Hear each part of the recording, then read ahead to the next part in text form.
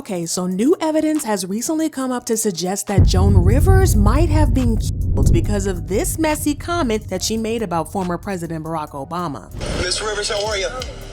You made a ton of news officiating the wedding in New York yesterday. Is this like a new cottage career move for you? I'm so excited. Okay. And I should do very well because I don't charge. And do you think that the United States will see the first gay president or the first woman president? We already have it with Obama, so let's just calm down. The situation got messier when Obama's former personal chef recently passed away not long after it was announced that he has written a tell-all book on Obama. And people are now wondering if these two cases are somehow related, since both Joan and the chef passed away after they exposed the Obamas. People are now pointing fingers at the Obamas and wondering if they had something to do with this situation. So does this mean that Joan's death was not a mistake after all? Michelle Obama say their hearts are broken after their personal chef died in a paddleboard accident near their estate on Martha. So people are giving the Obamas the side eye after a recent series of events that kinda suggest that they might have had something to do with the death of Joan Rivers back in 2014. The speculation started after Obama's chef recently drowned on Obama's property, and it had people wondering if there was more to the Obamas than meets the eye. Now, if you're wondering why on earth Barack Obama would want to take out Joan, well, it's because she made some really wild and bold statements about him just a couple of weeks before she passed away. Now, one thing about Joan is that she was always very bold with her claims about other celebs, and she was never shy to hold back about her thoughts and feelings. In 2014, a reporter asked her about her thoughts on having a gay president in the US, and Joan replied that the US already had a gay president. Miss Rivers, how are you? You made a ton of news officiating the wedding in New York yesterday. Is this like a new cottage career move for you? I'm so excited. Okay.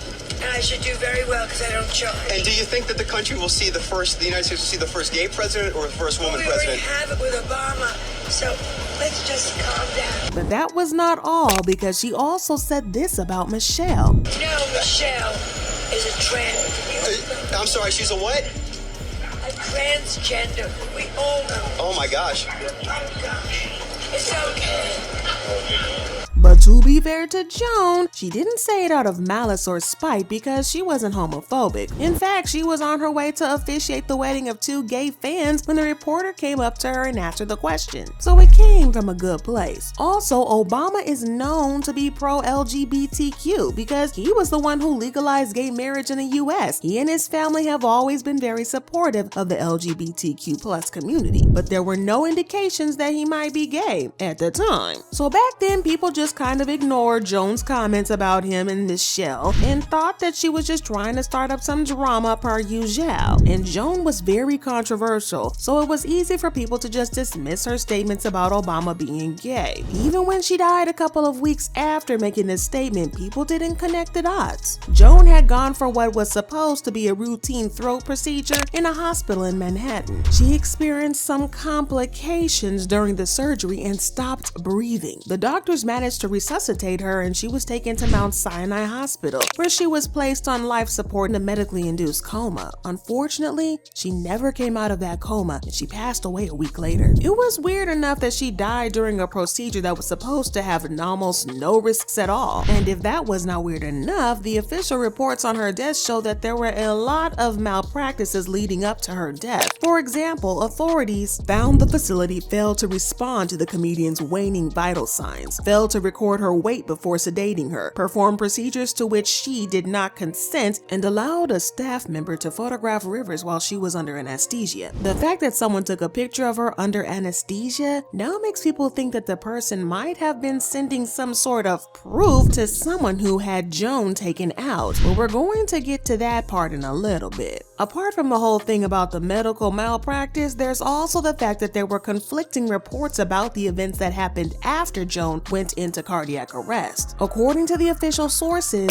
records conflict about whether physicians attempted to revive her about 2 minutes later, or whether it took another 10 minutes to give Rivers doses of meant to treat cardiac arrest. One report states physicians started chest compressions at 9:28 a.m. and gave Rivers doses of the two drugs at the same time. A second record says Rivers was given the same medications at 9:38 a.m. fully 10 minutes later. I don't know about y'all, but it fully sounds like people forgot to get their story straight and they ended up with two different versions of what really happened. But even with that, people still didn't find anything weird in her death until now. You see, a couple of weeks ago, Obama's White House personal chef, Tafari Campbell, passed away after he drowned near the Obama family home in Martha's Vineyard. According to reports, Tafari went paddling on the Edgartown Great Pond with a woman who also works for Obama, but he fell in the water and was unable to come back up. We're seeing images of the Obama family chef who died on Martha's Vineyard.